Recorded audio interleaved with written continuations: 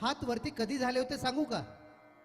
यानंतर तुम्ही कधीही आध्यात्मिक कार्यक्रमामध्ये दोन्ही हात वर केल्याशिवाय राहणार नाही बरं का.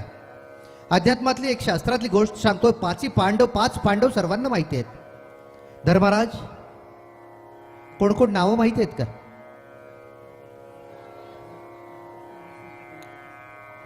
युधिष्ठिर, भीम, अर्जुन, नकुल आणि सहदेव हे 5 जण जगत जेता होते बरं का. जगात त्यांच्यापेक्षा मोठं योद्धा कोणीही नव्हतं. भीम हा इतका मोठा मुष्टी योद्धा होता.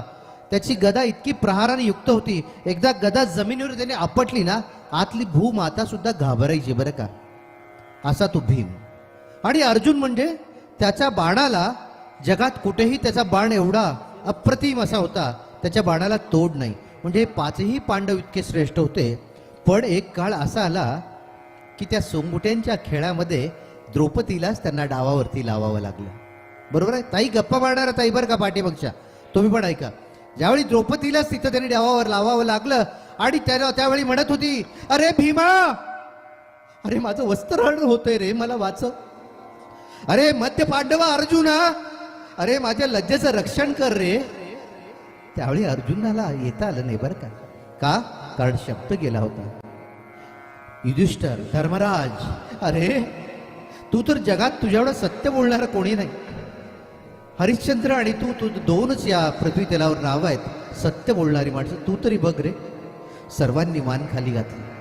त्यावेळी तिच्या लक्षात आलं, जोपर्यंत तिच्याकडे मीपणा होता असं म्हणत होती, प्रत्येकांना हाक मारायची, त्यावेळी कुणीही आलं नाही. पण ज्यावेळी तिने दोन्हीही हात वर केले आणि कृष्णा भगवंता म्हणून ज्यावेळी दोन्ही हात वर केले ना, माझं काही नाही, हे सगळं तुझं आहे म्हणून ज्यावेळी तिनं भगवंता म्हणून हाक मारला, त्यावेळी भगवान पूर्ण पुरुषोत्तम श्रीकृष्ण साडी काय कशा पद्धतीने प्रदान केली आहे संपूर्ण ब्रह्मांडाला इतिहास माहिती आहे.